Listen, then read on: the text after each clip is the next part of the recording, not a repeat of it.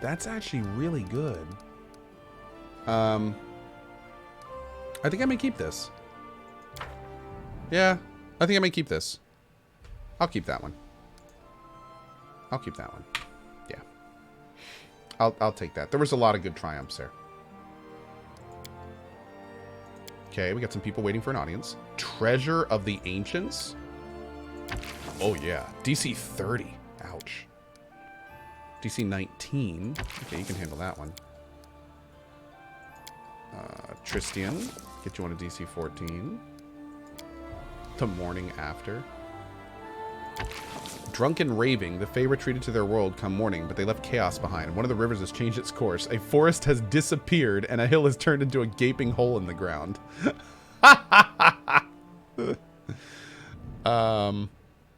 Okay. Oh, damn it. Okay, you can do that one. We're gonna miss out on an op, but that's fine. This is gonna be a tough scum.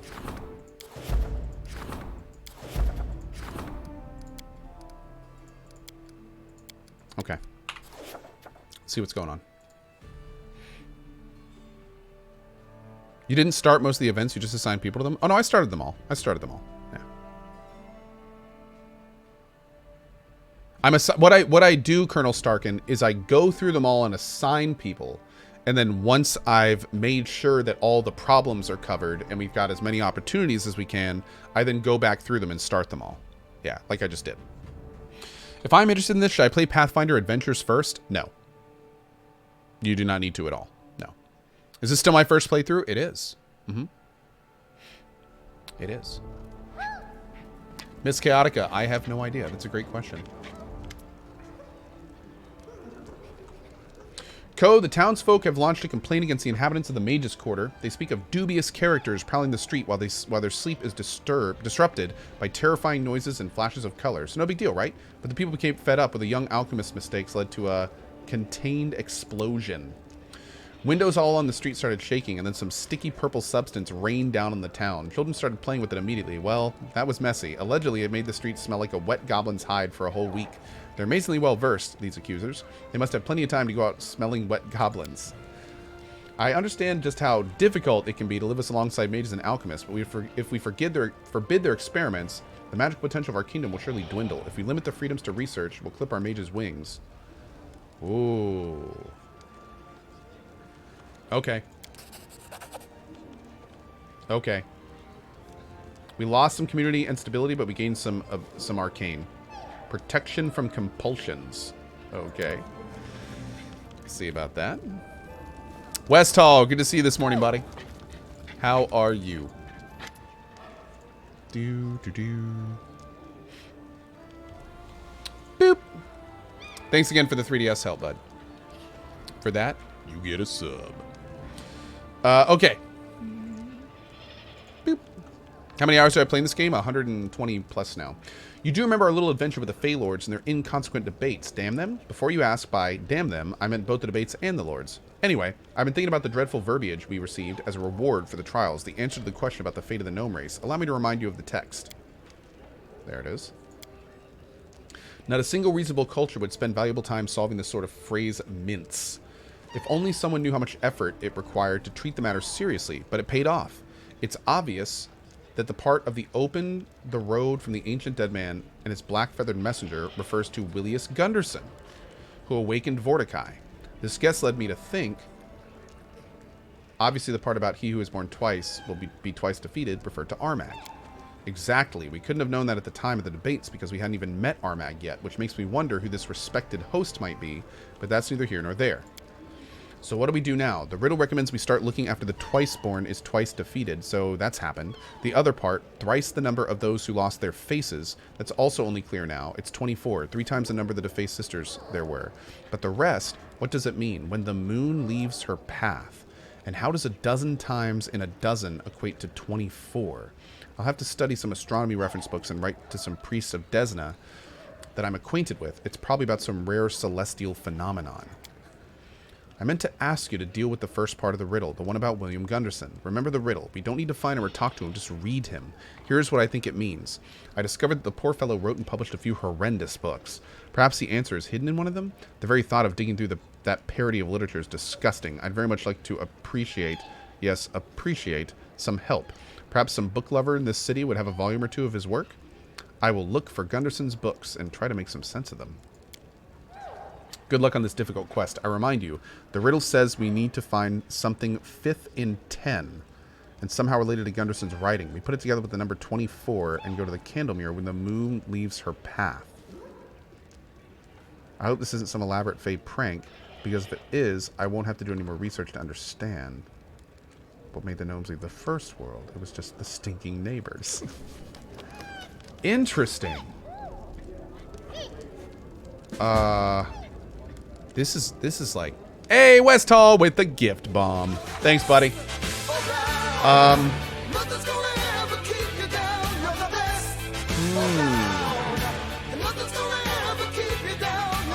Willius Gunderson. Do we have any books by him?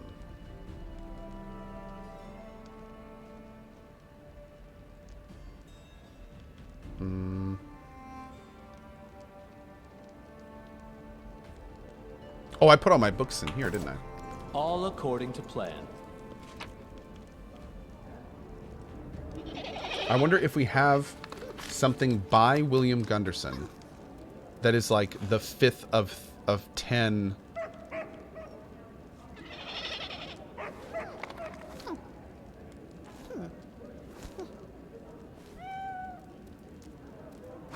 Who wrote this? Volume 5? No, it doesn't say it was written by him. Story of the Wolf. Maybe I have to actually, like, buy this book from someone. Jubilos Northrovel. Yeah. Maestro Janucci's diary. Lab journal, dirty travelogue, dirty notebook. Pile of notes. Dire Furnace of Pensive. Okay.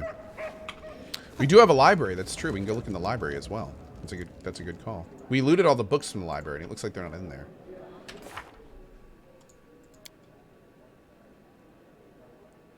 We'll look in the city. Somebody must have a book or two.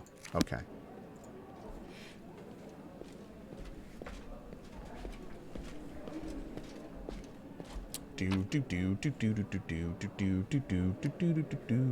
Let's put the Blessed Plate in there. I think I'm going to sell everything else, pretty much. Put the con ring in there. Yeah, and everything else gets sold.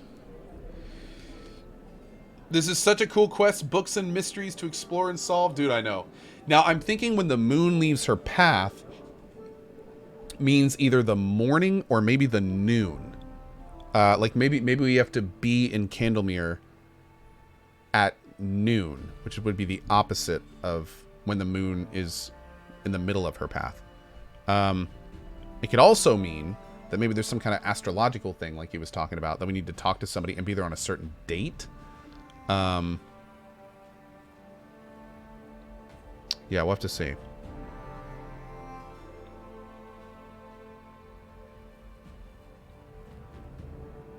The moon is visible on the time of day clock at the top of the screen, so... I'll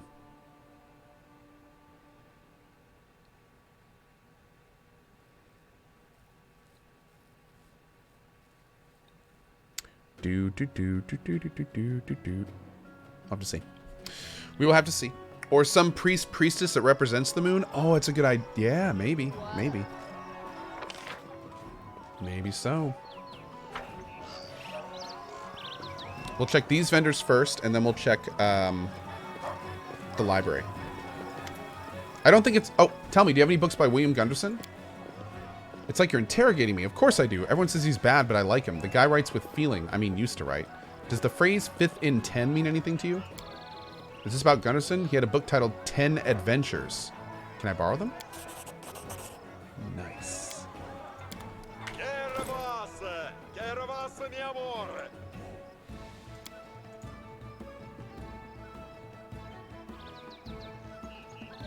In the corner of the tavern.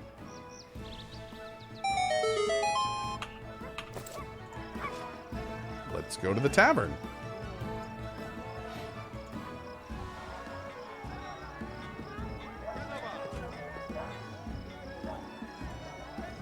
Dum, dum, dum, dum, dum, dum, dum. Boo, doo, doo, doo. Is a beer 30? Unfortunately not for me. It's 9:45 in the morning, so... Oh, people are saying talk with Jubilost first. Okay, we can do that. Inspector Ko is on the case. That's right, Bandito. Beer 45 then? I wish beer and eggs. That sounds great. Not a Target says howdy Ko. Howdy, not a Target. How you doing today? Good to see you. We also have Mr. Hanky. Love it. The Brocket, so cliche. Kahua with a 21. Noob CTR with the new sub. And Westall. Thanks again for the gift bomb. It's 5 o'clock somewhere. It is, but it's a little early here. Not going to lie. It's a little early. It's coffee o'clock. That I can get behind. Yes. What shirt is that? Oh, this is a Vault Tech shirt. Yeah. Fallout. Fallout shirt. Kegs and eggs. Oh, I like that. Kegs and eggs.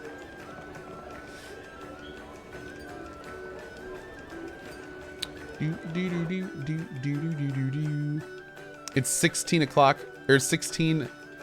do you say it like that? You don't say it like that, do you? When you're... I know when you're talking about non-24 hour time. 1 o'clock, 2 o'clock, 3 o'clock. But if you're on 24 hour time, you don't say 13 o'clock, do you? And 16 o'clock? Is that a thing? Oh, in EU, you guys actually say that? Oh, 1600 is what you say instead. 1600, 1800 hours. Yeah, okay. And then do you say hours at the end of it? Or do you just say... So would I say... If it was 4 o'clock in the afternoon, would I say 1600 hours? Or would I say 1600 anything else? Or just 1600? Just 1600. Cool. Okay. Well, you learn something every day. I don't really talk in 24-hour time normally. Military time was what we call it here. But Alex Tier says, Chad is making fun of you, just FYI. Hey dude, I'm not a fountain of ever-living knowledge. There's a lot of things I don't know too. Also, spoiler alert, I make fun of Chad a lot too. So it's okay.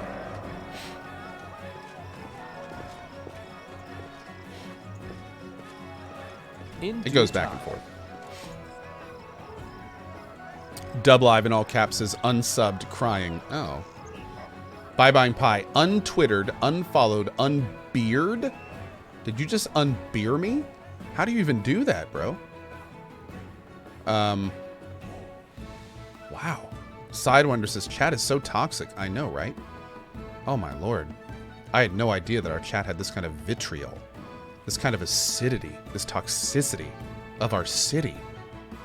Of our city.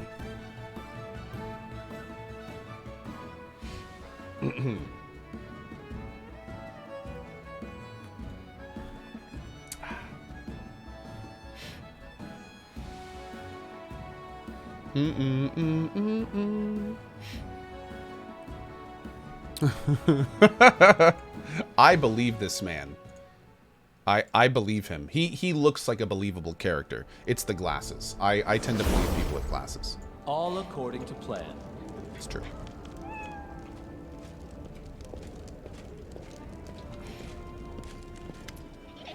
I found Gunnarson's book, the one we were looking for.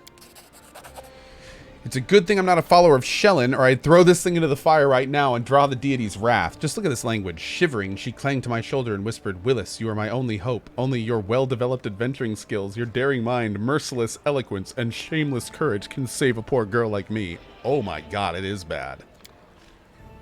But I digress. We need something that's 5th and 10. Obviously, it's about the 5th adventure from this book. The name of the chapter in the corner of the tavern sounds like a place, but which tavern? The nearest one? And who or what should we look for there? Wait! We know this place. The tavern and a number, 24. We can suppose that is a place and time, or rather a date. The 24 that's contained a dozen times in a dozen is the 24th of each month. I propose we meet at the Capital Tavern on the next 24th and see what happens.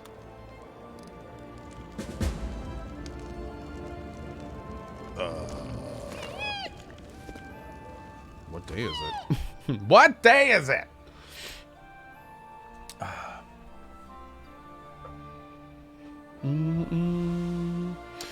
Gaia Lancer, it's the thing about this game and D&D games in general is you really want to have a good idea about how to spec out your characters to get around any issues you may be having. So in your case, you're saying, I feel like I barely ever hit. If I hit, I barely do damage. And when enemies hit me, they one-shot me playing on normal. So there's a few quick things to mention to you real quick. First of all, this game is designed so sometimes encounters you can't beat, you can actually get to. So keep in mind, if you're getting like one shot by an enemy, like legit one shot, oh, it's going to be a while until we do this. In fact, it would be, if we did a 14, that would take us to the 23rd, wouldn't it? But anyway, like basically, if you're getting one shot by an encounter, then you probably shouldn't be doing that encounter, especially on normal difficulty. So you're good. So basically what I would recommend is look at your weaknesses and try to address your characters from those weaknesses. So if you're having a hard time hitting enemies, see about buffing your characters up with to hit values, things like heroism. See about getting your characters like weapon focus, especially if you have a lot of melee. You're looking at teamwork feats like outflank, things of that nature. Anything to raise your to hit value. Also, make sure that your characters have weapons that complement their feats, especially some pre-made characters like using certain weapons. And if you give them certain weapons, they will hit more and they will hit harder in some cases. Also, make sure you're utilizing your casters, especially your priests. They have extremely strong buffs that not only add more chances to hit in your party, but more importantly, also reduce the enemy's AC and their ability to avoid your hits. That's also very important too. So also do not use feats. If you're having trouble hitting an enemy, don't use feats like power attack or things that lower your to hit chance. It's especially if you're using like something like a rogue that does sneak attack damage, which is another thing you may want to look into. Getting classes in your party that do large amounts of damage, like Ekin the Ranger, Knock Knock the Rogue, or things of that nature. So I probably just overwhelmed you with things. So if you want to like put me a little bit more on a path for what I can help you with, I'd love to help you. But those are some good starting places. So also another great tip, if you go to the, I talked about this a little bit yesterday, but I'm going to say this again because this is great info for new players. Go to Pathfinder_Kingmaker.reddit.com and look at the very top stickied post, Kingmaker Character Build Guide New Player Edition. If you are new to Kingmaker, read this post. It has a lot of great info, some of which I wish I knew when I started playing, that not only talks about some uniqueness to the Pathfinder rule set, but also some basic D&D knowledge. There's also a lot of great responses in this thread that not only add and kind of, well, it basically just adds a lot of information to the top part. So it's a really good read, and I very much recommend it. Yeah, I've been kind of following that thread every couple days. So it's pretty cool. A lot of info in there. Yeah. You can see what day and time it is by mousing over the hourglass on the left of the character screen. Oh, yeah, thank you. I knew about that. I just totally forgot about it. Thank you, though. Okay. Arcane protection from compulsions. Oh, hell yeah. We're going to do that in a heartbeat. But first, we need to go ahead and do a project. We need to level up another person. I don't know who, though. We've got a lot of people out right now.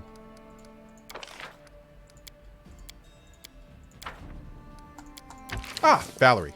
Good. Save. Okay. Wait for the saving to be done.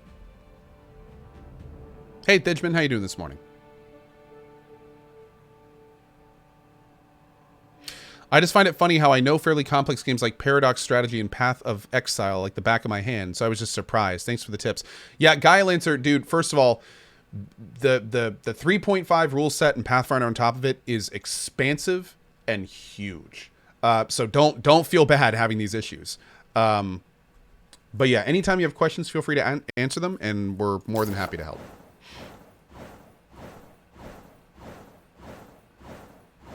My fan of the Ace Combat series. I like the Ace Combat series, but I haven't played one in a long time. A long time. Cool. God dang it, Octavia. This is the really high one we're going to need to scum. Oh, and he got a triumph, too. Oh, double triumph. Oh, but 2 disasters. 2 disasters, but double triumph. We need to avoid disasters. That's the big thing. The big thing is avoiding disasters. That's very true, Fairzu. The entire Pathfinder rule set did not make it into this game. We may see more stuff get added down the road, but we also may just, see some stuff from P&P not get put in. That's fine, whatever. It's still a very expansive system in the game, for sure. Very expansive. I don't understand why adding AC rings doesn't upgrade AC because the armor is too good. Matt Burl, the premise of AC rings and bracers is that you're filling in gaps that armor can't do. So the premise of AC rings and bracers is that you're putting them on characters that don't wear medium and heavy armor. They work great on casters, rogues, monks. Light armor wearers a lot of times can take advantage of them too, but it's not designed so you can stack AC. And it's also important to mention that a lot of times AC stuff won't stack with each other. You need to make sure that all that stuff is working properly. Yeah, that's all by design though. That's how it's supposed to work.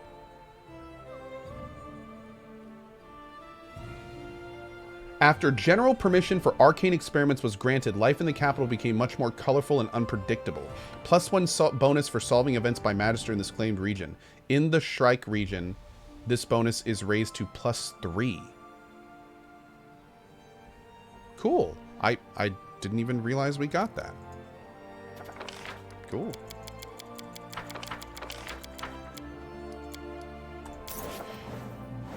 Sure, Matt Burl. Yes, Baron Bob Blitzcrank says it also depends on the bonus. Armor bonuses and deflection bonuses do not stack. Good tip. Oh, man. Dude, that failure hurts. Ugh. Oh. Oh, that was a bad one.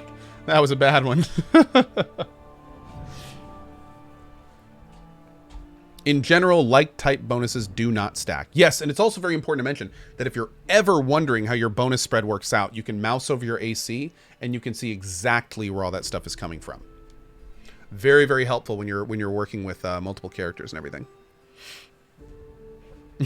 King Bukreka, you rebel scum. Yeah, very true. Very true. Oh, yes. It is important to mention, though, that there are a very few select verbiages that do stack. One of them, for instance, is natural armor. Multiple natural armor bonuses will stack.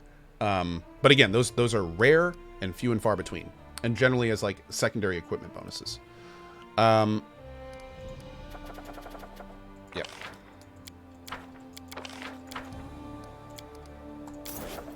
I tell you, this game has gotten me so much into like the RPG mindset. Like, I love talking about this stuff. Like all the different feats and perks and specking out characters and like, oh my god, love this stuff. Man, just bouncing between failure and disaster with her. Also, Keston. Man, we've had terrible rolls on Keston and Octavia like every single time. That's not correct about natural armor. Enhancements to your existing natural armor stack.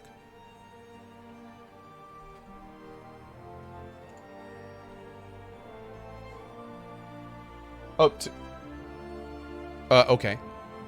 I think, anyway. Okay. Little confused, but I'm still learning too, so.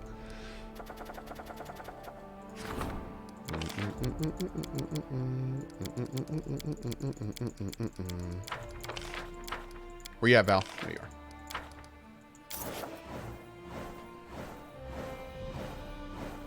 All right, Octavia, I'm feeling good about this one. I'm feeling good about this one.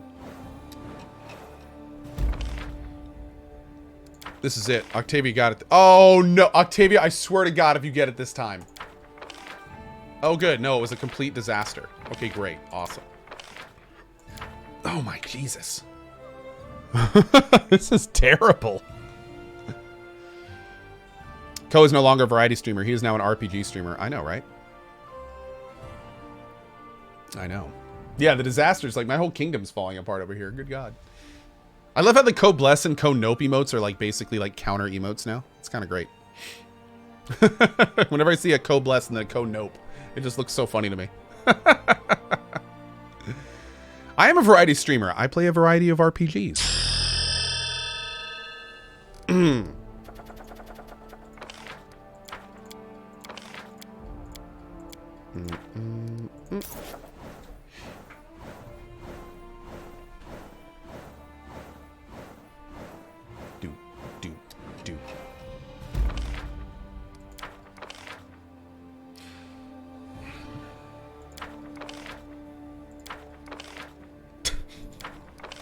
This has been a rough one, dudes. This has been a rough one. Hey. Teppel says AC Odyssey on Nightmare has been super fun. Dude, I've been loving the difficulty of Nightmare on ACO. It's been great. It is I completely agree. That's one of the things that'll probably get me to go back to ACO, funny enough, is the difficulty. I've been ducking in a few other streamers that have been in the later part of ACO, and some of the fights look just really difficult. Like, it kind of looks fun. Like, it looks like Dark Souls bosses kind of stuff. Kind of like it, man.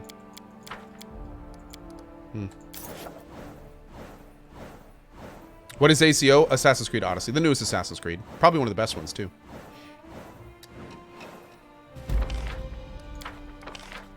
Okay. Dude, can she even do this? Oh my God. Oh my Lord. I don't think we've gotten... What are we up to now? 5, 6 reloads? We haven't gotten a single one of them. Professor Grammar says, I'm boycotting ACO due to the microtransactions thing. It's your prerogative. Yeah. I'm honestly kind of... I'm kind of done. I've said my piece on that debate, and I'm kind of done with it. But more importantly, like, I don't want to tell people what to do with their money. Yeah. I don't like the microtransaction thing either. I really don't like the experience distribution with the boosters. But at the same time, I'm not going to tell someone not to play ACO. It's a great game. I'm not going to tell someone not to buy a booster. It's their prerogative. So I don't know, man. It's a weird situation. It's a weird situation.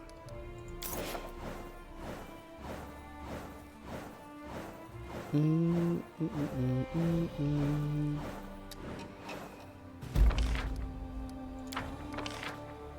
it.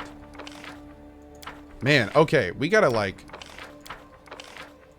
Okay, I think we're just gonna have to accept Octavia's isn't gonna do it. So, moving forward, if we get most successes, especially with Keston, and only Octavia fails, we're just gonna take it. It sucks, but we're gonna take it. What's ACO? Assassin's Creed Odyssey. Newest Assassin's Creed.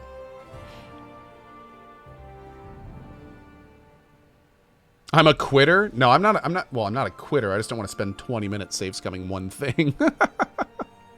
Yeah, Teaspoon, I know. That's the best part about this. We're gonna do this event, and then we can wait one day, and it'll be the 24th, and then we can do Buddy's Quest.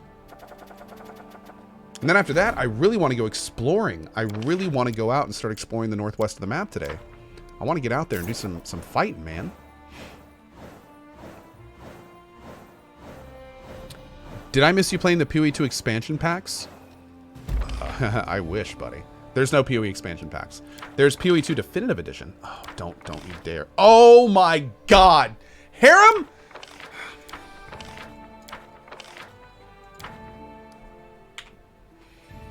I honestly would have taken that, probably.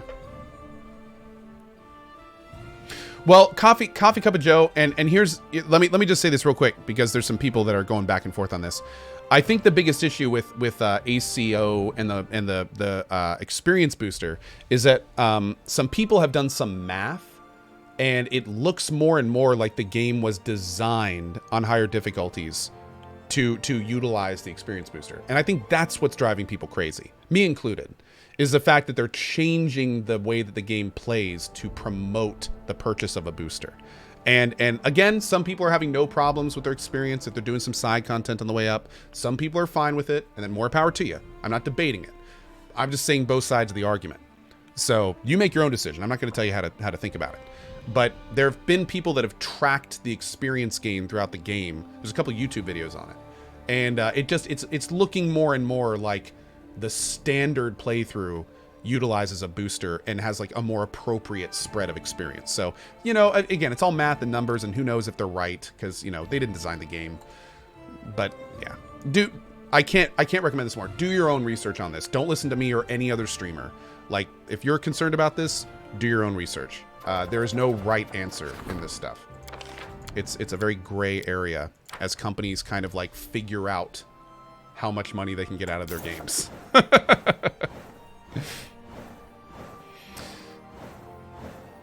Hey, Deadmau5, how are you?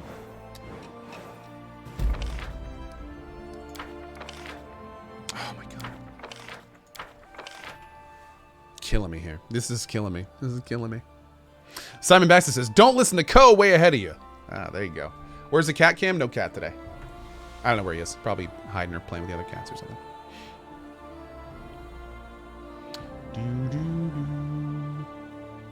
Would you mind recommending a YouTuber to watch while waiting for the next drop frames? YouTube.com/CohhCarnage. Thousands of hours of content on there. Hundreds of different game playthroughs. The guy's kind of a dick, but at least there's a lot of stuff. I mean, you know, quality over quantity. Yeah.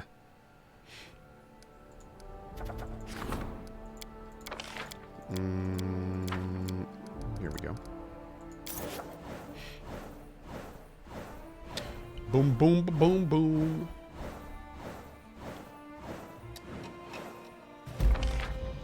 Coey said he wanted a good YouTuber, though. Oh, that's a good point. That's a good point. I didn't think about that. Damn it, Keston. If Keston would have succeeded, I would have taken it. Can you recommend a Twitch streamer to watch during the TwitchCon break? Not really, because almost every single streamer I'd normally recommend is going to TwitchCon. So I honestly, I'm not even sure anymore who's going and who isn't. What I will say is that I'm going to be streaming at least 2 hours a day. Pretty freaking awesome. Twitch this year, and dude, huge shout out to Twitch for this. Twitch this year is providing basically a place in our hotel that we can stream from. And I went ahead and was like, I would like to stream from there a couple hours a day. Like, I want to connect with my community while I'm at TwitchCon. So there's a really good chance that I'll be doing 2 hours a day, every day from TwitchCon, at least. And then I may even do more. And we also got like the Drop Frames live show and some other stuff too. And I'm also going to be streaming probably a full morning stream the day I leave, and at least a few hours when I get back as well. So, yeah. And again, I wouldn't be able to stream from TwitchCon half as well as I'm going to be able to if it wasn't for Twitch. So, huge thank you for that. That's a big weight off for someone like me. Now I don't need to like lug out a setup and everything like I normally do. Oh, also, there's a chance that we may have some old playthroughs running on the channel while I'm gone. So I don't know exactly what we're going to do yet. I need to talk to my my team about maybe setting up some stuff. But, oh!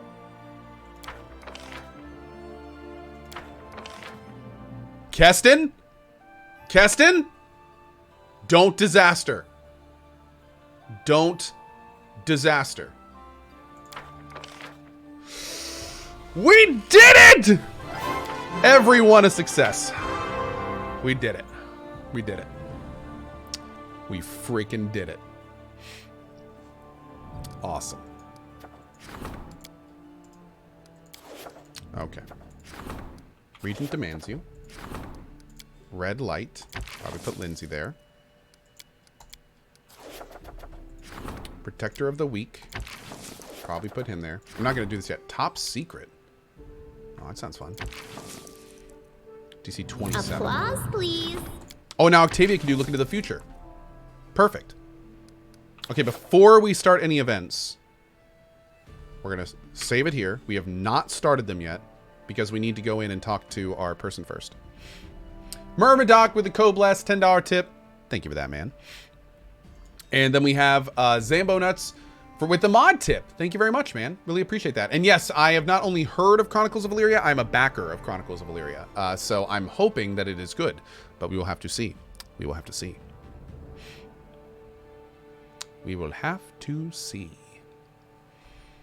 Mm-mm-mm. Mm-mm-mm.